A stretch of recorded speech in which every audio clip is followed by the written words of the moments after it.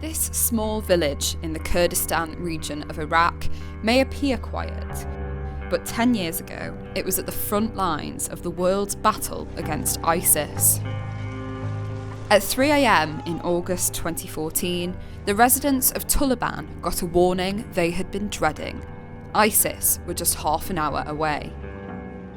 The entire village sprung into action in the pitch black of the night and fled their homes, taking only what they could carry. Little did they know it would be 3 years before they could return. Their quiet community was transformed into a military base of ISIS's bloody reign of terror. When they were eventually forced out, ISIS left behind dozens of booby traps designed to kill families trying to return home. This whole area around me was contaminated, including the school, which is in the background here, which was badly booby-trapped. And just up the hill, there's a house here where 2 people were killed when they came back to the village and found an unexploded device. Ibrahim is the mayor of Tuluban, and he tells me the shocking truth about the trapping of the village. They booby-trapped many things while they were here, including cooking pots and irrigation pipes that people use for agriculture.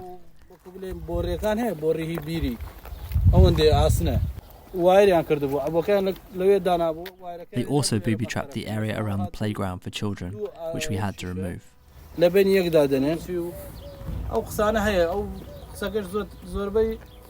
I can see that people are still scared because of what happened and what we've been through. For example, this area was wholly contaminated with IEDs, and this house was full of IEDs. I was moving around with the engineering unit and telling them to help us clear the area as soon as possible.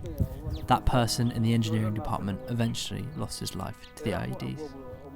6 people were killed when they arrived back in the liberated village after stepping on or picking up explosives that ISIS left behind. One of the worst affected buildings was the school. We were very shocked to see this, because in the past, all the conflicts and the wars that the country went through were on the borders with other countries. But this time, because of the horrific actions of ISIS, this happened inside houses and villages where people would leave. So when we saw that, we were very shocked.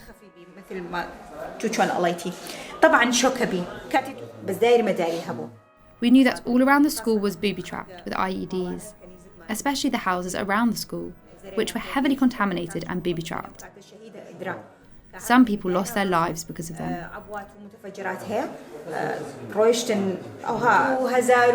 This area was liberated in 2017, but we only resumed education in 2020. Sitting outside his house, we speak to Muayyad Musin. He was one of the only people to witness the ISIS takeover firsthand when he returned to the village 2 days after the occupation in an attempt to retrieve his possessions. It was about 3 a.m. We were told on the phone to withdraw and leave because ISIS was approaching us. They would shoot anyone that they saw in the village. I came back to try and take my cows with me, and then they shot at me. After the village was liberated, Muayyad thought his family could rebuild their lives in safety, but came home to find deadly traps set around his house. This part of the wall was destroyed as they used it as a corridor for them to move between the houses. They placed an IED here with a gas can just like this one. When people come back, the first thing they need is gas cans for cooking and other things.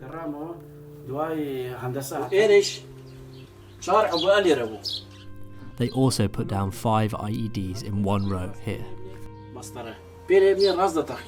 Today, the village of Tuluban has been cleared of explosives by the Mines Advisory Group, and the school is now, once again, bustling with children.